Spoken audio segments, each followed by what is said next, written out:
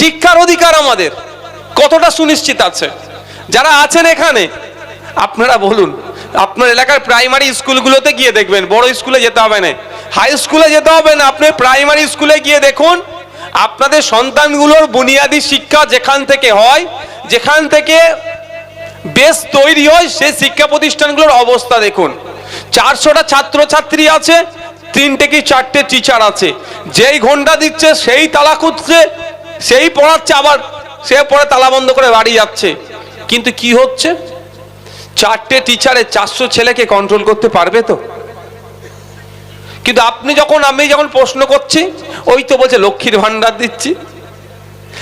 আমি প্রশ্ন করছি সরকারি হসপিটালগুলোর বেহাল দশা কেন?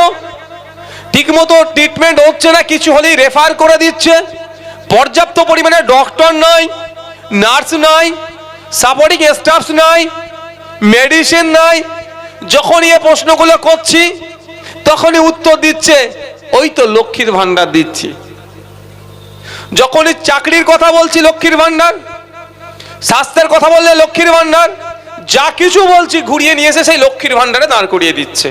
তাই মায়েরা যারা আছেন, আমি আপনাদের কাছে অনুরোধ করব, আমি বলছি না, আমি এর বিরোধিতাও করছি না, কিন্তু আমার প্রশ্ন এটা, সবসময় আপনাদেরকে ঢাল হিসাবে কেন ব্যবহার করা হবে? আপনারা আওয়াজ তুলুন যে 500,000 পরে হবে, ব্লক হসপিটালটাকে অন্তত সুপার স্পেশালিটি হসপিটাল বানিয়ে দেওয়া হোক, এই আওয়াজটা তুলুন। 500,000 পরে হবে, এই আওয়াজ আপনাদেরকে তুলতে হবে। বিগত দিনের নাই 330 টাকা ফর্ম ফিল আপ করে বা 550 টাকা ফর্ম ফিল আপ করে যে কোনো বাড়ির সন্তানেরা যার মেধা আছে, মেধার ভিত্তিতে চাকরি করুক, এই আওয়াজটা তুলতে হবে। আপনারাতে 500 ধরাচ্ছে, আপনারাতে 1000 ধরাচ্ছে মাস গেলে, কিন্তু আপনার সন্তানটাকে আপনি কষ্ট করে পড়াচ্ছেন, উচ্চ শিক্ষায় শিক্ষিত করছেন, কিন্তু আপনার বাড়িতে 10 লাখ 15 লাখ 20 লাখ টাকা না থাকলে আপনার সন্তানের মেধাটার কোনো দাম থাকছে না। আপনাকে 500 দিয়ে বুলিয়ে দিচ্ছে, আপনার সন্তানকে 15 লক্ষ টাকাতে চাকরি কিনতে বাধ্য করাচ্ছে অপদার্থ সরকার। তাই আওয়াজ তুলতে হবে মায়েদেরকে, আগে 500,000 পরে হবে, আগে আপনার সন্তান 330 টাকায় ফর্ম ফিল আপ করে যাতে চাকরি পেতে পারে মেধার ভিত্তিতে, সেই আওয়াজটা আপনাদেরকে তুলতে হবে। যে সময় এসেছে, ভাবতে পেরেছেন?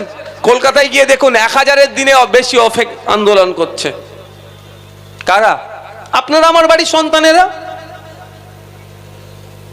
কিন্তু আপনার আমার থেকে তো মাকে, আপনার আমার মাকে তো 500 টাকা করে দিচ্ছে, তাহলে আন্দোলন করছে কেন? 500 টাকা দিয়ে ভুলিয়ে দিচ্ছে। আমার কাছে